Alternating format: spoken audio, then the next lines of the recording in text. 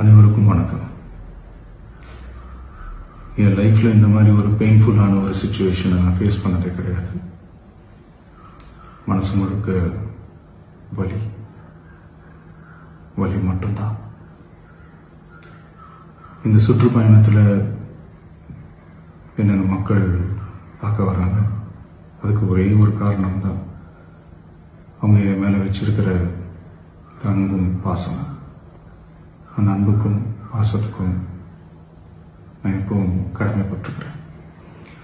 அதனால தான் இந்த சுற்றுப்பயணத்தில் மற்ற எல்லா விஷயங்களையும் தாண்டி மக்களுடைய சேஃப்டி, அதில் எந்த காம்ப்ரமைஸும் பண்ணிடக்கூடாதுன்றதுக்காக தான் அது என் மனசில் ரொம்ப ஆழமாக இருக்கும் அந்த எண்ணம்.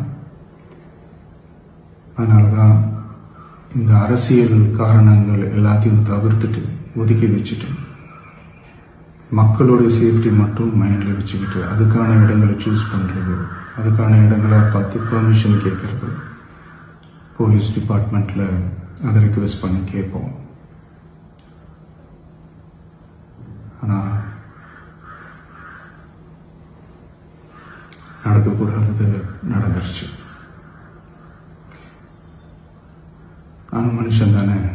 அந்த நேரத்தில் அத்தனை பேர் பாதிக்கப்பட்டு இருக்கும்போது எப்படி அந்த ஊரை விட்டுட்டு என்னால் கிளம்பி வர முடியும்? நான் திரும்ப அங்கே போகணும்னு இருந்துச்சுன்னா அதை ஒரு காரணம் காட்டி அங்கே வேறு சில பதட்டமான சுச்சுவேஷன்ஸ், வேறு சில அசம்பாவிதங்கள் அந்த மாதிரி எதுவும் நடந்துடக்கூடாதுன்றதுக்காக தான் நான் அவாய்ட் பண்ணேன்.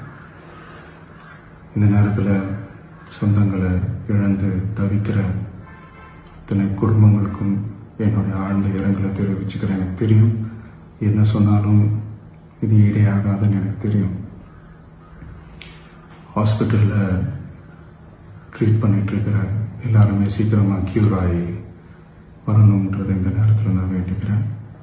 கூடிய சீக்கிரமே உங்கள் எல்லாரையும் நான் சந்திக்கிறேன்.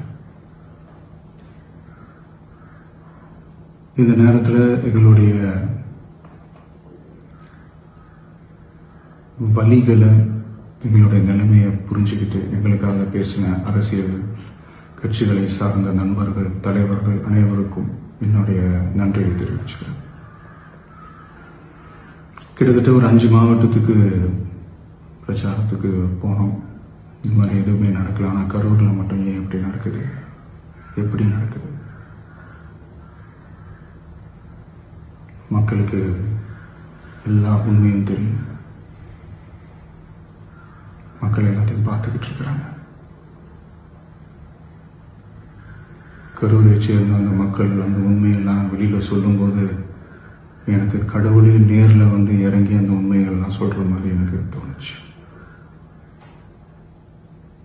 சீக்கிரமே எல்லா உண்மைகளும் வெளியில் வரும்.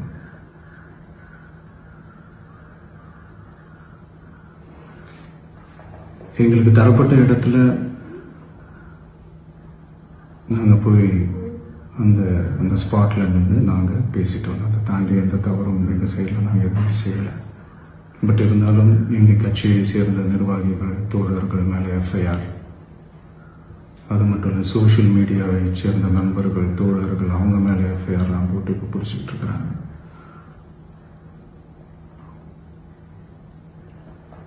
சிஎம் சார், உங்களுக்கு ஏதாவது இந்த பழி வாங்கணும் அப்படின்ற எண்ணம் ஏதாவது இருந்துச்சுன்னா என்ன வேணாலும் பண்ணுங்க. அவங்க மேலே கை வைக்காதீங்க.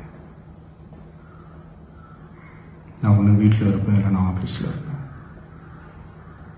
என்ன வேணாலும் செய்யுங்க.